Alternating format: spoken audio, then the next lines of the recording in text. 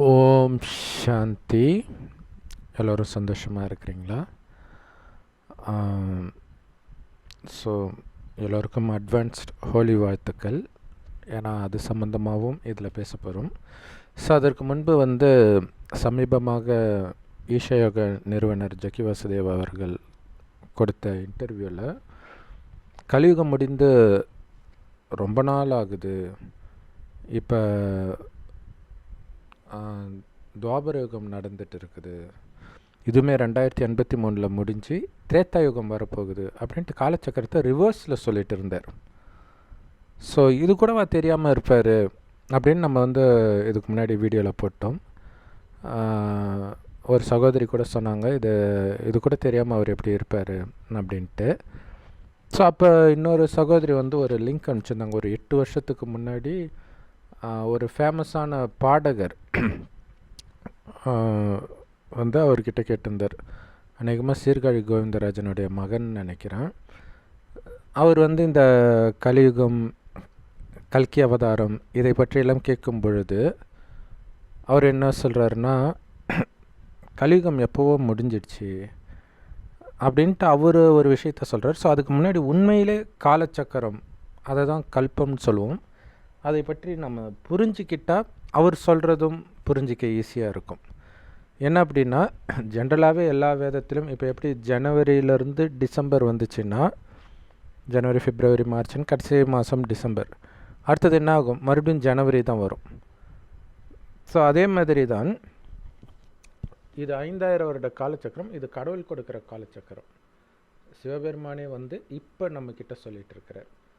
இதில் சமமாக 4 யுகங்களாக பிரித்தால் ஒவ்வொரு யுகமும் 2500 வருடம் வரும். சத்யுகம், திரேதாயுகம், துவாபர யுகம், கலியுகம்.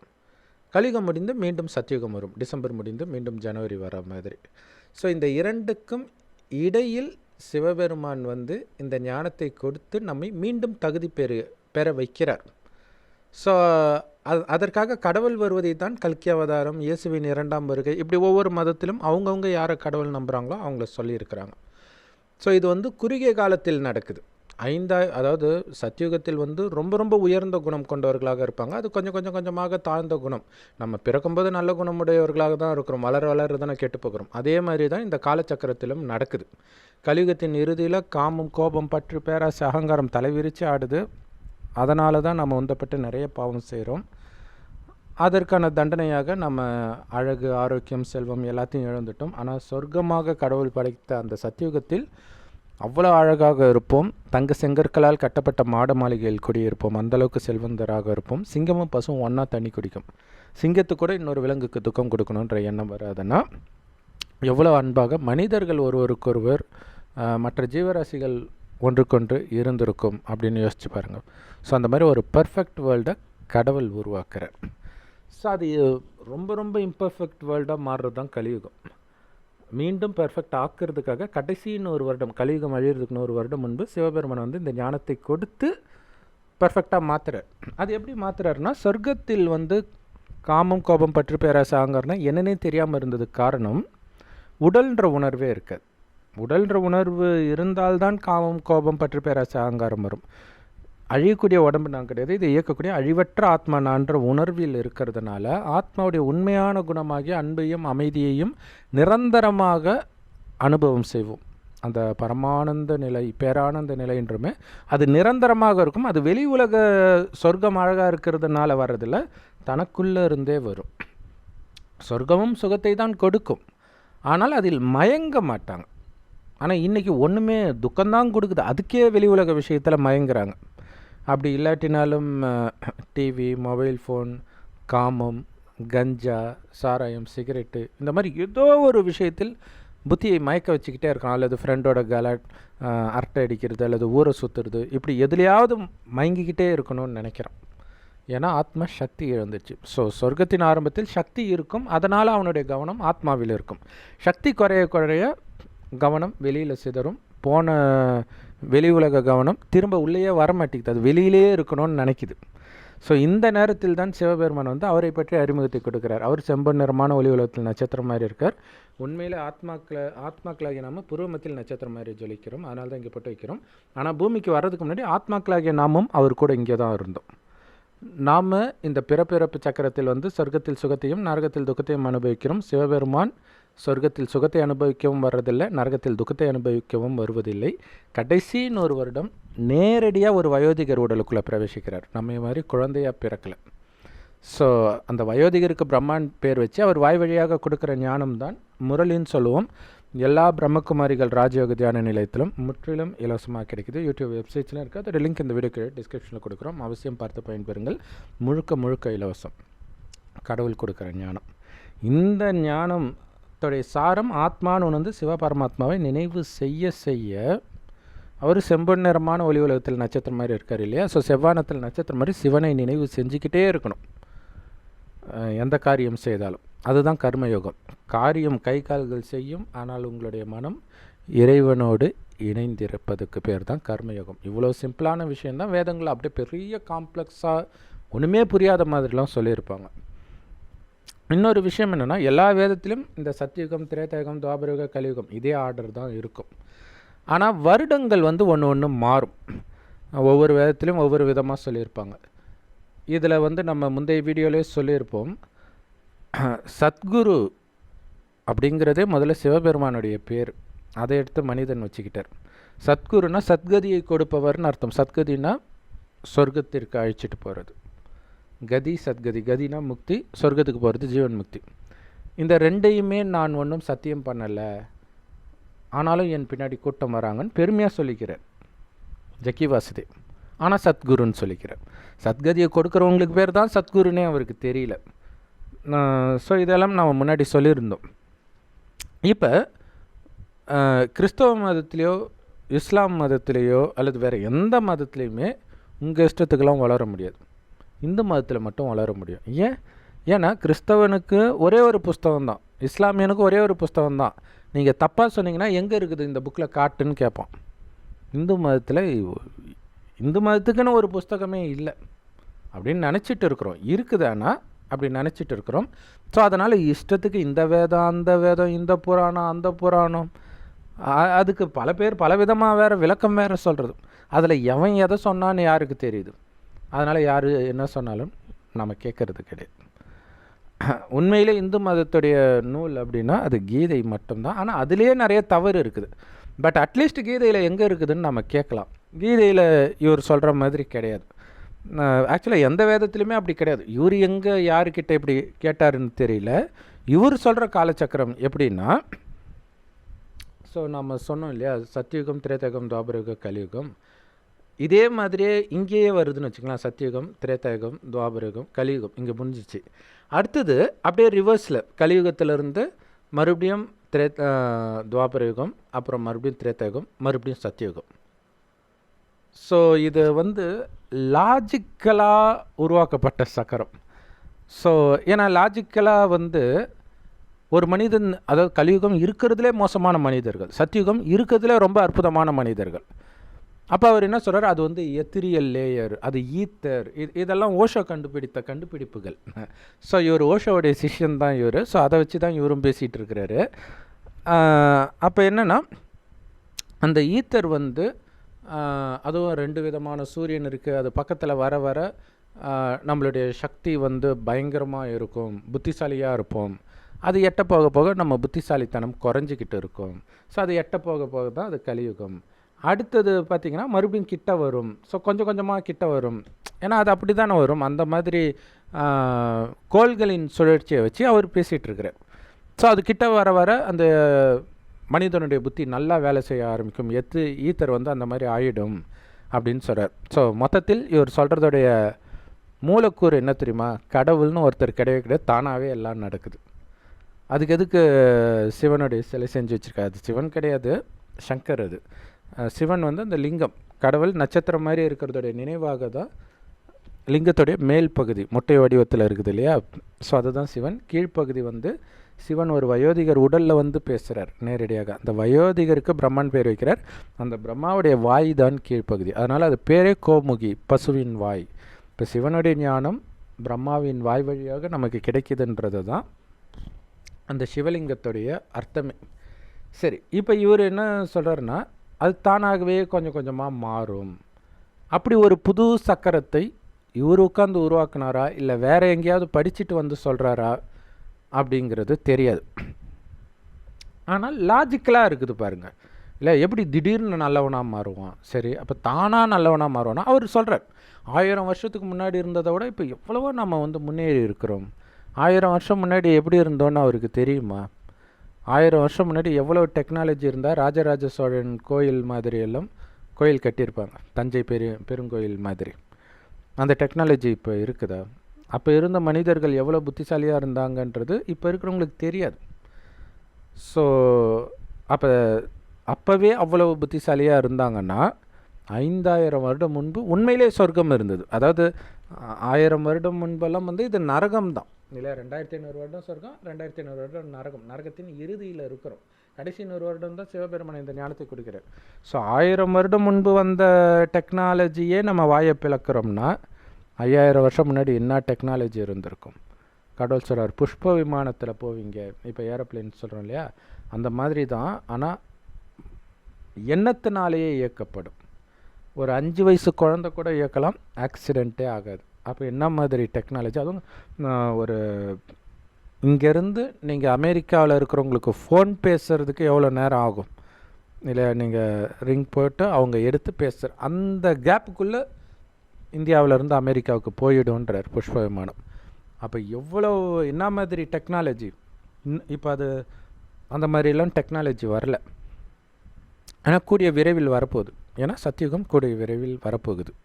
ஸோ இதோடைய தொடர்ச்சி நம்மளால் புரிஞ்சிக்க முடியுது. ஆனால் மனிதன் எப்படி நல்லவன் ஆவான்?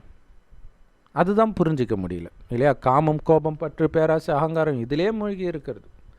ஸோ இப்போ கூட சத்குரு அவர்களை சுகாசினி கேட்கும்போது பிரேக்கப் பற்றி கேட்குறாங்க. அதே மாதிரி ஐஸ்வர்யா கேட்கும்போது கள்ளத்தொடர்பை பற்றி கேட்குறாங்க. ஸோ உலகம் முன்னேறிட்டா போகுது. 1000 வருஷம் முன்னாடி அவ்வளோ மோசமாக இருந்துச்சு. ஏன் 2 தலைமுறை முன்னாடியே அப்படி கிடையாது, இப்போ தானே அப்படி ஆகுது. அவரே சொல்கிறார் வெஸ்டர்ன் கல்ச்சர்னால் இன்ஃப்ளூயன்ஸ் ஆகிட்டுன்ட்டு. அப்புறம் எப்படி நம்ம முன்னேறிட்டு இருக்கிறோம் அப்படின்னு சொல்கிறது? ஏன்னா இந்த காமம் போன்ற விஷயத்தில் மூழ்கிறதுனால தான் பல கொலைகள் நடக்குது, பல யுத்தங்களே அதனால தான் நடந்துச்சுன்னு கடவுள் சொல்கிறார். ஆனால் அது ராஜாக்கள் அந்த மட்டத்தில் இருந்தது. ஆனால் இன்றைக்கி திரும்புகிற பக்கமெல்லாம் கள்ளத்தொடர்பு ஆயிடுச்சு. ஸோ அப்படி சத்குரு சொல்கிற மாதிரி எல்லாமே தானாகவே நடக்குது, தானாகவே புத்திசாலி ஆகிடுறாங்கன்னா எதுக்கு அவர் லிங்கம்லாம் கட்டி வச்சிருக்கிறார்? எதுக்கு சாமி கும்பிடணும் இல்லையா? அவ்வளோ பெரிய சிலை, சங்கர் சிலை, அதை தான் சிவன் சொல்லிட்டு இருக்கிறோம். ஸோ அதை எதுக்கு கட்டணும்? எதுக்கு சிவராத்திரியில் ஓம் நம சிவாயான்னு சொல்லிட்டு இருக்கிறார்? அதுக்கு ஒரு கதை வேறு. அப்போ முதுகு தண்டு நேராக இருக்கும், மேலேருந்து ஈத்தர் வருது, அது இதுன்ட்டு. ஸோ நம்ம ஏற்கனவே சொன்ன மாதிரி இந்துக்கள் எந்த வேதத்தையும் படிக்காத காரணத்தினால இந்த மாதிரி குருமார்கள் பின்னாடி போகிறாங்க. இன்னொரு விஷயம், கடவுளே இல்லை அப்படின்னா தானாகவே எல்லாம் மாறுதுன்னா கடவுளும் தேவையில்லை, இந்த குருமார்களே தேவையில்லையே. தானாக ஒன்று தான் நடக்கும். ஸோ இப்போ இதை எடுத்து அப்படி விட்டோன்னா கீழே விழும். இது தானாக நடக்கும். கீழ் நோக்கி போகிறது தானாக நடக்கும். மேல் நோக்கி போகிறதுக்கு சக்தி வேணும். அதே மாதிரி தான் ஆத்மா கீழ் நோக்கி தானாக தான் வரும். அது தானாக எப்படி மேல் நோக்கி போகும்? ஸோ அப்போ மேல் நோக்கி போகிறதுக்கு இது வந்து மனம் சம்மந்தப்பட்ட விஷயம். மனமில்லை கெட்டு போகுது. எப்படி கெட்டு போகுது? சுற்றி இருக்கிறவங்கள பார்த்து அவங்க சொல்கிற கெட்ட விஷயங்களெல்லாம் கேட்டு கொஞ்சம் கொஞ்சமாக தான் கெட்டு போகுது. அப்போ அது எப்படி தானாக நல்லாகும்? யோசிச்சு பாருங்கள். வயசானாலும் கற்பழிக்கிறாங்கல்ல, கறிமீன் சமைச்சு போடலன்ட்டு பொண்டாட்டி அடிச்சே சாவடிக்கிறான், ஒருத்தன் வீட்டையே கொளுத்துறான். ஸோ எவ்வளோ வயசானாலும் அவனுக்குள்ளே வந்த அந்த கெட்ட குணம் போகவே இல்லை. அது எப்படி தானாக போகும்? ஏன்னா சுற்றி இருக்கக்கூடிய சமுதாயம் நாளுக்கு நாள் மோசமாகுது. ஏன்னா ஒவ்வொருத்தருடைய மனநிலை மோசமாகும்போது அதே மாதிரி ஒட்டுமொத்த சமுதாயத்துடைய மனநிலையும் மோசமாகுது. குழந்தை பரிசுத்தமாக பிறந்தாலும் கொஞ்ச நாள்லேயே அது கெட்டும் போயிடுது. அது பரிசுத்தமாக பிறக்கிறது காரணம் கர்ப்பத்தில் உதவாங்கிட்டு வருது, முன் ஜென்மத்தில் செய்த பாவத்திற்கான தண்டனை. ஆனாலும் உள்ளுக்குள்ளே அந்த கெட்ட குணம் இருக்கும். தண்டனை அனுபவிச்சுட்டு வெளில வந்தாலும், இப்போ ஜெயிலில் போயிட்டு வந்தாலும் மறுபடியும் அவன் அதே கொலையை பண்ணுவான், கற்பழிப்பு பண்ணுவான், எல்லாமே பண்ணுவான். ஏன்னா அந்த குணத்தை மாற்றக்கூடிய விஷயம் எதுவுமே நடக்கலை, தண்டனை மட்டும் அனுபவித்தோம், அவ்வளவுதான். அதேமாதிரி கர்ப்பத்தில் தண்டனை அனுபவிச்சுட்டு வந்துட்டான். ஸோ வந்ததில் கொஞ்சம் ஒரு பதற்றத்தில் பயத்தில், உடலும் சின்னதாக இருக்குது, வெளி உலக விஷயம் புரியுறதுக்கே கொஞ்சம் நேரம் ஆகுது, ஏன்னா எல்லாத்தையும் மறந்துடுச்சு. அப்போ எல்லாத்தையும் கொஞ்சம் கொஞ்சமாக தூண்டப்படும் போது அசுர குணங்கள் வருது. இப்போ எப்படி வெளி உலக விஷயத்தை பார்த்து பார்த்து தூண்டப்பட்டு நீங்கள் கெட்டு போனீங்களோ, அதே மாதிரி நீங்கள் இப்போ நல்லவராக மாறணும். சத்தியுகத்தில் எப்படி காமம் கோபம் பற்று பேராசை அகங்காரம்னா என்னன்னே தெரியாமல் இருந்தீங்களோ அதே மாதிரி மாறணும்னா கடவுள் சொல்கிறார், கலியுகத்தை பார்க்காதீங்க, கேட்காதீங்க, பேசாதீங்க, நினைக்காதீங்க, விலகி இருங்கள். உங்களுக்காகவே நான் உருவாக்கி இருக்கிறேன் சங்கம யுகம், கடைசின்னு ஒரு வருடம். ஸோ கலியுகத்து குணத்துக்கும் நமக்கும் அவ்வளோ வித்தியாசம். கடவுள் சொல்கிற மாதிரி நடக்கிற யுகம், வேறு ஒன்றும் கிடையாது. வெளி உலகத்தினருக்கு இது கலியுகம் தான். அப்போ கடவுள் சொல்கிறார், யாரை பார்த்தாலும் உடம்புன்னு பார்க்காம ஆத்மான்னு பாரு, உன்னையும் ஆத்மான்னு நினை. ஏன்னா ஆத்மா தான் கண் வழியாக பார்க்குது, வாய் வழியாக பேசுது, அனைத்தையும் பண்ணுது. உயிர் தான் ஆத்மான்னு சொல்கிறது. ஸோ அந்த ஆத்மா தான் அழிவற்றது, முன்ஜென்மத்துடைய பதிவுகளை எடுத்துகிட்டு வரும் குணங்களாக. ஸோ அந்த குணம் வெளிப்படும். அதனால்தான் ரொம்ப சின்ன வயசுலே சில குழந்தைங்க பாட்டு பாடுறது, மியூசிக் வாசிக்கிறது, கார் ஓட்டுறது, இதுக்கெல்லாம் காரணம் என்ன, முன்ஜென்மத்துடைய அந்த குணம் சமஸ்காரம்னு சொல்லுவோம், அதை எடுத்துகிட்டு வரும். இப்போ ஆனால் அந்த திறமையெல்லாம் எடுத்துகிட்டு வந்தால் கூட குணம் மோசமாகுது இல்லையா? ஸோ அந்த குணத்தை நல்ல குணமாக மாற்றுறதுக்கு தான் இப்போ இறைவன் இந்த ஞானத்தை மட்டும் கேளுங்கள். உங்களை ஆத்மான்னு ஒன்று சிவபரமாத்மாவை எவ்வளவு முடியுமோ அவ்வளவு நினைவு பண்ணிக்கிட்டே இருங்க. ஆத்மா தூய்மையாகும், ஆத்மாக்குள்ள சக்தி நிரம்பும், வெளி உலக விஷயத்திலிருந்து அந்த மயக்கத்திலிருந்து தெளிஞ்சு ஆத்மாவில் உங்களுடைய கவனம் குவியும் அப்படின்னு சொல்கிறார்.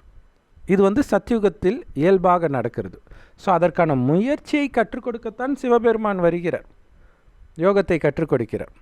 ஆதியில் வந்தார், ஆதியோகி சிலையை வச்சிருக்கிறோன்றாரு. இப்போ தானாக எல்லாம் நடக்குதுன்னா எதுக்கு ஆதியோகி என்ன கற்றுக் கொடுக்கணும் இல்லையா? ஸோ கடவுள் கற்றுக் கொடுக்குற ஞானம் இதுதான். கடவுளை நேரடியாக கற்றுக் கொடுக்கறது உங்களை ஆத்மான்னு ஒன்று சிவபரமாத்மாவை நினைக்கிறது தானே தவிர மூச்சு பயிற்சியோ கையகாலம் அடக்கிறதோ நிறைய குருமார்கள் சொல்லி கொடுத்துட்ருக்குறாங்க. அதனால் எந்த யூஸும் கிடையாது. இப்போ சமீபமாக கூட காந்தராஜ் டாக்டர் அவர்கள் சொல்லியிருக்கிறாங்க, யோகாசனம் சொல்லி கொடுக்குற குருவுக்கே பிரெயினில் ரத்த கசிவு வந்திருக்கு அப்படின்னு சொல்லும்போது அது வயோதிகத்தினால வரும். மற்றபடி யோகாசனத்தினால நீங்கள் அதிக நாள் வாழ்வீங்க, மரணத்தை வென்றிடுவீங்கன்னெலாம் நினைக்காதீங்க, அதெல்லாம் ஒன்றும் கிடையாது. இல்லை, விவேகானந்தர் 32 வயசில் இறந்துட்டார். ஸோ இந்த மாதிரி வேணும்னா சீக்கிரமாக வேணால் இறந்து வேணால் போவீங்களே தவிர இதனால் ஆயுள் அதிகரிக்கும் அப்படிங்கிறதுக்கான எந்த விதமான அறிவியல் ஆதாரமும் கிடையாது. ஏன்னா அந்த மாதிரி நாங்கள் டெஸ்ட் பண்ணோம், ஒரு ஸ்கீமாக எடுத்துகிட்டு வந்தோம் ஹார்ட் பேஷண்ட்டுக்கெல்லாம். ஸோ அதை அந்த யோகாசன பயிற்சியை ஃபாலோ பண்ணுறவங்க எப்படி இருக்கிறாங்களோ அதே மாதிரி தான் ஃபாலோ பண்ணாதவங்களும் இருக்கிறாங்களே தவிர எந்த விதமான வித்தியாசமும் இல்லை அப்படின்னு சொல்கிறார். இன்னொன்று, நிறைய பாவம் செஞ்சுட்டு வந்துட்டோம், நோயே வரக்கூடாதுன்னா எப்படி? கண்டிப்பாக வரும். அது பிறக்கும்போதே வேறு நம்ம எடுக்கிற உடல்லே ஏற்கனவே இருக்குது ஜெனட்டிக்கலாக. இந்த நோய் ஒரு டைமில் உங்களுடைய குணத்திற்கு ஏற்ப வெளிப்படும். ஏன்னா உள்ளே இருக்குதுன்னு தெரியும் அந்த ஜீனு, அது திடீர்னு இன்ஆக்டிவாக இருக்கும். பல கேன்சர் ஜீன்லாம் இன்ஆக்டிவாக இருக்கும், திடீர்னு அது ஆக்டிவ் ஆகும். அது எப்படி ஆக்டிவ் ஆகுதுன்றது யாருக்குமே தெரியாது. ஸோ அது இப்போ மீண்டும் நீங்கள் பாவம் செய்கிறதுனால கூட ஆக்டிவ் ஆகலாம். ஸோ அதை நம்ம ஒவ்வொருத்தராக போய் டெஸ்ட் பண்ணணும். ஸோ அது நம்ம வேலை கிடையாது. ஆனால் பாவத்திற்கு ஏற்ப தண்டனைன்றது கர்மத்தின் விதி. இப்போ நம்ம 2500 வருடமாக நரகத்தில் பாவம் செஞ்சுருக்கிறோம். ஸோ அதற்கான தண்டனையாக நமக்கு நோய் வரும். ஆனால் உடல் என்பதையே மறந்து ஆத்ம உணர்வில் இருக்கும் பொழுது அந்த உடலின் பாதிப்பு உங்களால் உணர முடியாது. இப்போ உணர முடியல அப்படின்னாலே அந்த தண்டனை யாரோ உங்களுக்கு பக்கத்தில் இருக்கிறவங்களுக்கு அனுபவிக்கிற மாதிரி தான் உங்களுக்கு ஃபீல் ஆகுமே தவிர உங்களுக்கு அனுபவிக்கிற மாதிரி ஃபீல் ஆகாது. காரணம், உடல் உணர்வுலேருந்து நீங்கள் விலகி ஆத்ம உணர்வில் நிலை பெறுவீர்கள். ஸோ அப்போ தண்டனையிலிருந்தே தப்பிக்கிறீங்க. இது இல்லாமல் காமம், கோபம், பற்று, பேராசை, அகங்காரம் இதெல்லாம் கூட உடல் உணர்வுனால் வர்றது தான். ஸோ அதிலிருந்தும் விலகி இருக்கிறீங்க. ஆத்மா சிவபரமாத்மாவுடைய நினைவிலே மூழ்கி இருக்கும் பொழுது ஆத்மா சக்தி நிரம்புது. சக்தி நிரம்பும் போது பலகீனமான எண்ணங்கள் வராது. அப்படி பலகீனமான எண்ணங்கள் இருக்கும்போது கண்டிப்பாக இறைவனுடைய நினைவில் நீங்கள் இருக்க மாட்டீங்க. அதை புரிஞ்சுக்கணும். ஏதோ ஒன்று தான் இருக்கும். ஒன்று கடவுளுடைய நினைவு அல்லது குப்பை தொட்டி, ரெண்டும் ஒன்றா இருக்காது. ஸோ அப்போ இறைவனுடைய நினைவில் இருக்க வெளி உலக கவர்ச்சியில் இருந்தெல்லாம் உங்களுடைய புத்தி விலகுது. கூடவே இறைவன் கொடுக்குற ஞானமாகிய முரளியை கேட்குறோம். அது அனைத்து பிரம்மகுமாரிகள் ராஜயோக தியான நிலையத்திலும் முற்றிலும் இலவசமாக கிடைக்குது. யூடியூப் வெப்சைட்ஸில் இருக்குது. அதோட லிங்க் இந்த வீடியோக்கு டிஸ்கிரிப்ஷனில் கொடுக்குறோம். ஸோ அதை அவசியம் தினம் தினம் படியுங்கள். குறைஞ்சபட்சம் 3 தடவையாவது படித்தால்தான் அது கொஞ்சம் கொஞ்சமாக புத்தியில் உட்கார்ந்து உங்களுடைய குணத்தை மாற்றும். கூடவே சிவபரமாத்மாவை செவ்வானத்தில் நட்சத்திரம் மாதிரி நினைவு பண்ண ஆத்மா தூய்மையாகும். தூய்மை ஆனால்தான் இறைவன் கொடுக்குற ஞானம் உங்களுக்குள்ளே பதியவே செய்யும். அது கூடவே வெளி உலகத்து விஷயத்தை பார்த்தும் பார்க்காமல் கேட்டும் கேட்காமல் விலகி இருக்கணும். இவ்வளவும் நீங்கள் பண்ணும்பொழுது தான் உங்களுடைய குணம் கொஞ்சம் கொஞ்சமாக மாறும். 5000 வருடத்துக்கு முன்பு எப்படி தூய்மையாக இருந்தீங்களோ அந்த மாதிரி மாறும். எப்போ? இந்த ஒரே பிறவியில் நடக்குது. தானாக நடக்கலை, இறைவன் பண்ண வைக்கிறார் இந்த ஞானத்தை கொடுத்து. ஸோ அவர் உருவாக்கிய அந்த காலச்சக்கரம் அவர் உருவாக்குனாரா இல்லை அவருக்கு யாராவது அப்படி சொல்லி கொடுத்தாங்களோ தெரியாது. அல்லது வெளிநாட்டிலையும் இந்த மாதிரி உருவாக்கியிருக்கலாம். ஸோ அதை படிச்சுட்டு வந்து சொல்கிறாரோ தெரியாது. ஆனால் கடவுள் அப்படிங்கிறத தூக்கி கடாசிட்டு உருவாக்கப்பட்ட சக்கரம் அது. அப்படியெல்லாம் தானாலும் எதுவுமே நடக்காது. சயின்ஸே ரேண்டம் தியரி தான் சொல்லும். நீங்கள் அப்படியே விட்டீங்கன்னா அது இன்னும் அலங்கோலமாக தான் ஆகும். அதுதான் இயற்கை. தானாக ஒழுங்காலாம் ஆகாது. அப்போ தானாக ஒழுங்காகிறதுக்கு தானாக ஒழுங்காகாது. ஒழுங்குபடுத்துவதற்கு ஒருவர், எப்போவுமே ஒழுங்காக இருக்கிறவர் வரணும். அதுதான் கடவுள். ஸோ அதுதான் பைபிளில் ஆரம்பத்திலே பார்த்திங்கன்னா எல்லாம் ஒழுங்கற்று இருந்தது, கடவுள் அதை ஒழுங்குபடுத்துகிறார் அப்படின்னு அது ஸ்தூலமான விஷயத்தை சொன்ன மாதிரி காட்டியிருப்பாங்க. அது மெயினாக நம்மளுடைய புத்தியை குறிக்கிறது. களிமண்லேருந்து ஆதாமை உருவாக்குனதுடைய அர்த்தம் என்னென்னா, களிமண் மாதிரி புத்தி வேலை செய்யலை. ஸோ அப்போ தன்னுடைய ஜீவசுவாசத்தை கொடுத்து ஆதாமை எழுப்பினாருடைய அர்த்தம் தன்னுடைய புத்தியை கொடுக்கிறார் நமக்கு, இல்லையா? கடவுள்கிட்ட ஜென்ரலாக என்ன வேண்டுவாங்க? சாமி எனக்கு புத்தியை கொடுன்னு தான் வேண்டுவாங்களே, இல்லையா? ஸோ அப்போ அந்த புத்தியை கொடுக்கிறார் அந்த ஞானத்தின் மூலமாக. அப்போ அவருடைய தெய்வீக குணம் நம்முடைய குணமாக ஆகிறதன் மூலமாக உலகழிவு வரும்போது அது தானாக வந்துடும். ஏன்னா நீங்கள் சத்தியுகத்துக்கு தயாராகிறீங்கனாலே கலியுகம் அழிந்தால்தான் வரும். ஸோ இயற்கை சீற்றம், உலகப்போர் இதெல்லாம் சேர்ந்து அதை எடுத்துகிட்டு வந்துடும். ஆனால் அதுக்கு முன்னாடி எல்லா ஆத்மாவும் உலகழிவின் போது மேலே போயிடும் பரந்தாமத்துக்கு. ஆனால் போகிறதுக்கு முன்னாடி சத்தியுகத்துக்கு வருவதற்கான குணம் இறைவனின் வழிப்படி யாரெல்லாம் வளர்த்துக்கிட்டாங்களோ அவங்க சத்தியுகத்தில் பிறவி எடுக்க ஆரம்பிச்சிடுவாங்க. மற்றவர்கள் மேலே இருப்பாங்க. அவங்களுடைய கெப்பாசிட்டி எந்த அளவுக்கு இருக்கோ அந்த அளவுக்கு பூமி கொஞ்சம் கொஞ்சமாக கீழான நிலையை நோக்கி வரும், இல்லையா? அப்போ அவங்க பிறவி எடுப்பாங்க. அந்த ஆத்மாவுடைய குணமும் பூமியுடைய நிலையும் ஒரே மாதிரி இருக்கும்போது அந்த ஆத்மா கீழே வரும். ஸோ இங்கே நீங்கள் பண்ண வேண்டியதெல்லாம் சிவபெருமானை நினைவு செஞ்சுக்கிட்டே இருக்கணும். நீங்கள் எந்த காரியம் செஞ்சாலும், சாப்பிட்டாலும், குளித்தாலும், நடந்தாலும், நண்பர்களோட பேசினாலும் அந்த நினைவு இருந்துக்கிட்டே இருக்கணும். அந்த நினைவு இருக்க ஆத்மா பலமாக இருக்கும். வெளி உலக கவர்ச்சியில் உங்கள் புத்தி சிக்காது, இல்லைன்னா சிக்கிக்கும். ஒரு சிலர் கூட நீங்கள் பேசிக்கிட்டு இருக்கிறீங்க உங்கள் பெஸ்ட் ஃப்ரெண்டோடனா, அந்த பேச்சு நிறுத்தவே உங்களுக்கு மனசு வராது. அதோடைய அர்த்தம் என்ன தெரியுமா? அவ்வளோ பலகீனமாக இருக்கிறீங்கன்னு அர்த்தம். அதேமாதிரி ஆப்போசிட் செக்ஸ் கூட பேசுகிறீங்க, ஃபோனில் பேசுகிறீங்கன்னா அந்த ஃபோனை வைக்கவே மனசு வராது. கொஞ்ச நேரம் பேசிட்டாலே பிடிச்சி இழுத்துடும். அப்படின்னா என்ன அர்த்தம்னா ஆத்மா பலகீனமாக இருக்குதுன்னு அர்த்தம். ஸோ அதுக்கு தான் இறைவனுடைய நினைவிலே இருந்தீங்கன்னா அப்படி ஈர்க்கப்பட மாட்டீங்க. ஆனால் பெரும்பாலும் ஆரம்பத்துலலாம் என்ன ஆகும்னா ஈர்க்கப்படும் போது இறைவனையே மறந்துடுவீங்க. அல்லது நீங்கள் இறைவனை நினைக்கிறத மறக்கும்பொழுது தான் இந்த மாதிரி விஷயம் பேசுகிறது இந்த மாதிரி பண்ண ஆரம்பிப்பீங்க. அப்படியே போய் மயக்கத்தில் விழுவீங்க. ஸோ அப்போ அதிலிருந்து நம்மளுடைய புத்தி விலகணும். உண்மையிலே பக்தி பிரகலாதன் கதை இருக்குது இல்லையா, அது இது சம்மந்தப்பட்ட விஷயம்தான். ஹிரண்யகசிபு எல்லோரையும் தன்னை வணங்கணும் அப்படின்னு சொல்லுவான். ஆனால் இந்த ஹிரண்யகசிபுடைய மகன் பிரகலாதன் இருக்கிறான் பாருங்கள், அவன் தீவிர விஷ்ணு பக்தனாக இருப்பான். ஹரி ஓம் ஹரி ஓம் ஹரி ஓம்னு சொல்லிக்கிட்டே இருப்பான். இது செம டென்ஷன் ஆகிடுது. என்னடா ஊரே நம்மளை வணங்குது, ஆனால் நம்ம பையன் இப்படி இருக்கிறான் அப்படின்ட்டு அவனை எதிரியாக நினச்சி அவனை கொலை பண்ணணும், ஏன்னா என் பேரே கெடுக்கிறான் அப்படின்ட்டு அவனை கொல்றதுக்கு பல வழியை பயன்படுத்துவாங்க. தண்ணியில் தூக்கி போடுவாங்க, நெருப்பில் போடுவாங்க, அவங்க அத்தை மடியில் உட்கார வச்சு நெருப்பில் போடுவாங்க. ஸோ அதை வச்சு தான் ஹோலி பண்டிகையே 2 நாளில் வருது இல்லையா. அதிலும் குறிப்பாக ஹோலிகா தகன் அப்படின்னுவாங்க, நாளன்னைக்கு வரும். அந்த ஹோலிகா தகன் வந்து ஹிரண்யகசிபுடைய தங்கச்சி பேர் ஹோலிகா, தங்கச்சியோ அக்காவோ. ஸோ அப்போ அவளுக்கு வந்து நெருப்பில் எரியாமல் இருக்கிறதுக்கான வரம் இருக்கும். ஸோ அதனால் தன்னுடைய சகோதரனுடைய மகன் பிரகலாதனை மடியில் வச்சுட்டு போய் நான் நெருப்பில் உட்காந்துக்கிறேன், அவன் எரியிற வரைக்கும் நான் வரமாட்டேன் அப்படின்னு அண்ணனுக்கு ஆறுதலை கொடுக்குறார். ஸோ கடைசியில் என்ன ஆச்சுன்னா அவன் எரிஞ்சிடுறா, அவன் வந்துடுறான். அவன் பாட்டுக்கு ஹரி ஓம் ஹரி ஓம்னு சொல்லிக்கிட்டே இருக்கிறான், வந்துடுறான். இதே மாதிரி தண்ணியில் தூக்கி போடுறாங்க, அங்கேயும் ஹரி ஓம்னு சொல்லிக்கிட்டே இருக்கிறான். கீழே விஷ்ணு அவரை காப்பாற்றி அப்படியே ஒரு பாறை மேலே படுத்துட்டு இருக்கிற மாதிரி பண்ணுறார். ஸோ இந்த மாதிரி விஷயங்கள்லாம் நடக்கும். இது எதுவுமே நிஜத்தில் நடந்த விஷயம் கிடையாது. புராண கதைகள் எதுவுமே நிஜத்தில் நடந்த விஷயம் கிடையாது. ஆனால் அதில் ஆழமான ஆன்மீக ரகசியம் இருக்குது.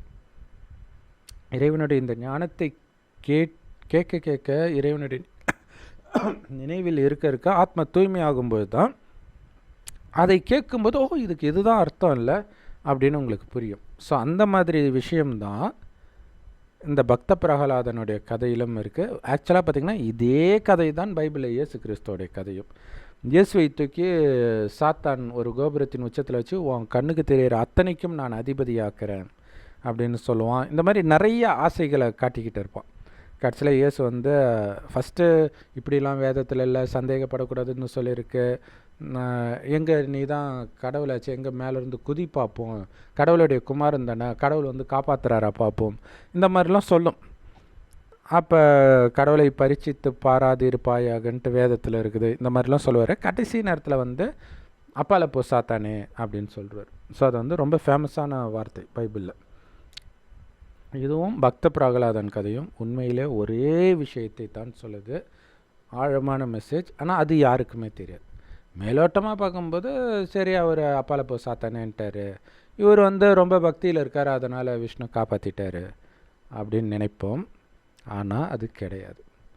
ஏன்னா இறைவன் கற்றுக் கொடுக்குற ஞானம் என்னென்னா, ஆத்ம உணர்வில் இருந்தீங்கன்னா உங்களுடைய பாவங்கள் எல்லாம் அழியும். பாவம் அந்த பாவம் செய்யக்கூடிய குணம் தான். ஒரு அழகான பெண்ணை பார்த்தவுடன் மனம் சின்ன வயசுலேயே சலனப்படுதுன்னா முன் ஜென்மத்தில் நாம் அதிலே ஊழ்ந்ததுனால அதை தூண்டக்கூடிய பொருள் இந்த ஜென்மத்தில் வரும்போது சின்ன சின்னதாக சலனம் அப்புறம் ரொம்ப மோசமாக காமத்தில் விழற அளவுக்கு அழைச்சிட்டு போயிடுது. அப்போ இப்போ மீண்டும் நாம் சத்யுகம் 5000 வருடத்துக்கு முன்னாடி இருந்த நிலைக்கு போகணும். அப்போ 2500 வருடமாக நரகத்தில் காமத்துக்கு அடிமையாக இருந்திருக்கிறோம். அதாவது இந்த மாயாவுக்கு, மாயா அல்லது ராவணன் அல்லது சைத்தான் அல்லது ஹிரண்யகசிபு, ராவணன் என்ன பேர் சொன்னாலும் இது எல்லாமே இந்த 5 விகாரத்தை குறிக்கிறதான். காமம், கோபம், பற்று, பேராசை, அகங்காரம். இந்த 5 விகாரம் வரும்போது நம்மளுடைய புத்தி வேலை செய்யாது. கரெக்ட் தானே? காமம் வரும்போது புத்தி வேலையே செய்யாது, எல்லாத்தையும் தன் உடம்பையே மறந்துடுவோம். கோபம் வரும்போதும் புத்தி வேலை செய்யாது. ஸோ இந்த ரெண்டும் அப்பட்டமாக தெரியும், மற்றதெல்லாம் கொஞ்சம் சூக்ஷமாக இருக்கும். பற்று, பேராசை, அகங்காரம் அப்பயுமே புத்தி வேலை செய்யாது. வேலை செய்யாட்டினா தான் இதெல்லாம் வரும். அப்போ நீங்கள் இறைவனின் நினைவிலே இருந்தால் புத்தி தெளிவாக வேலை செய்யும், இதில் நீங்கள் சிக்க மாட்டீங்க. ஆனால் பெரும்பாலும் என்ன ஆகும்னா இதில் மயங்கிடுவீங்க, இறைவனுடைய நினைவு போயிடும். அப்போ புத்தி மயக்க நிலை வந்தாலே இறைவன் நினைவில் இல்லைன்னு தான் அர்த்தம். இறைவன் நினைவில் நீங்கள் கெட்டியாக இருந்தீங்கன்னா மயக்க நிலை வராது. அப்போ அங்கே ஹிரண்யகசிபு பிரகலாதன் என்ன பண்ணுவான்னா தொடர்ந்து அறிவோம்னுவான். ஸோ சிவனுடைய மகிமையை தூக்கி அங்கே விஷ்ணுவுக்கு போட்டாங்க, அங்கே பைபிள் அதே மாதிரி இயேசுக்கு போட்டாங்க. அப்போ உண்மையில் சிவபெருமானுடைய நினைவில் நாம் சதா இருக்கணும். இருந்தால் வெளி உலக கவர்ச்சியில் நாம் மயங்க மாட்டோம், காமம்ன்ற நெருப்பில், கோபம்ன்ற நெருப்பில் எரிய மாட்டோம். அப்போ அங்கே என்ன நடக்குது அப்படின்னா ஹிரண்யகசிபுடைய எய்மு அவன் ஹரி ஓம், அதாவது நாராயணனை நினைக்கிறத நிறுத்தணும். இதுதான் அவனுடைய எய்ம். யோசிச்சு பாருங்க, காமத்துடைய எய்ம் அதுதான். நாம் அப்படி புரிஞ்சிக்கிறது கிடையாது. அந்த சொல்லுவாங்களே, விஸ்வாமித்திரர் தவம் கிடக்கும்போது ஒரு பெண் வந்து நடனம் ஆடி தவத்தை கலைத்தாள்ன்ட்டு. அப்போ அந்த பெண் நடனம் ஆடினதுடைய காரணம் என்ன, லட்சியம் என்ன? தவத்தை கலைக்கணும். ஹிரண்யகசிபுன்றது அதுதான், அந்த மாயை தான். அப்போ எதெல்லாம் வந்து இறைவன் நினைவை கட் பண்ணுதோ அது எல்லாம் ஹிரண்யகசிபுன்னு புரிஞ்சுக்கோங்க. ஏன்னா இவ்வளவு நாள் நாம் ஹிரண்யகசிபுடைய குழந்தை, அதாவது மாயையுடைய குழந்தையாக தான் இருந்திருக்கிறோம் நரகத்தில். இப்போ தான் கடவுளுடைய குழந்தையாக ஆகியிருக்கிறோம். விடுவானா மாயை? ஸோ அதனால தான் நீ கடவுளை நினைக்கக்கூடாதுன்னு பலவிதமான தடைகள் வரும். குடும்பத்தில் தடை வரும். நீங்கள் வந்து ஈஷா யோகாவுக்கு போங்க, வாழ்க வளமுடன் போங்க, எங்கே வேணாலும் போங்க, உங்களுக்கு யாரும் தடை சொல்ல மாட்டாங்க. ஆனால் பிரம்மகுமாரி சென்டருக்கு வந்து பாருங்க, அவ்வளோ தடை வரும். அதனால தான் ஒவ்வொரு சென்டரில் 5 பேர் 6 பேர், இத்தனைக்கும் முழுக்க முழுக்க ஃப்ரீயாக கிடைக்குது. இதன் மூலமாக தான் முக்தி ஜீவன் முக்தி கிடைக்குது. ஆனால் அவ்வளோ தடை வரும். சரி, அதையும் மீறி நீங்கள் வந்துட்டிங்களா, இறைவனுடைய வழியை ஃபாலோ பண்ணுறதுல அவ்வளோ தடை இருக்கும். காமத்தை விடனாலே கணவன் அல்லது மனைவி கிட்ட இருந்து பிரச்சனை வரும். அப்படியே உங்கள் பிரச்சனை பண்ணாட்டினா கூட உங்களுக்குள்ளே, நீங்கள் திருமணம் ஆகாதவங்களாகவே இருந்தால் கூட உள்ளுக்குள்ளே ஏற்கனவே காமம் சார்ந்த விஷயங்கள்லாம் உள்ளே போட்டு போட்டு போட்டு போட்டு அது வெளியில் வந்து டார்ச்சர் பண்ணிக்கிட்டு இருக்கும். ஸோ அந்த எண்ணம் வரும்போது என்ன ஆகிடும், இறைவனுடைய நினைவில்லை. அப்படின்னா என்ன அர்த்தம், இறைவனை நினைக்காதன்னு அது சொல்லுதுன்னு புரிஞ்சுக்கணும்.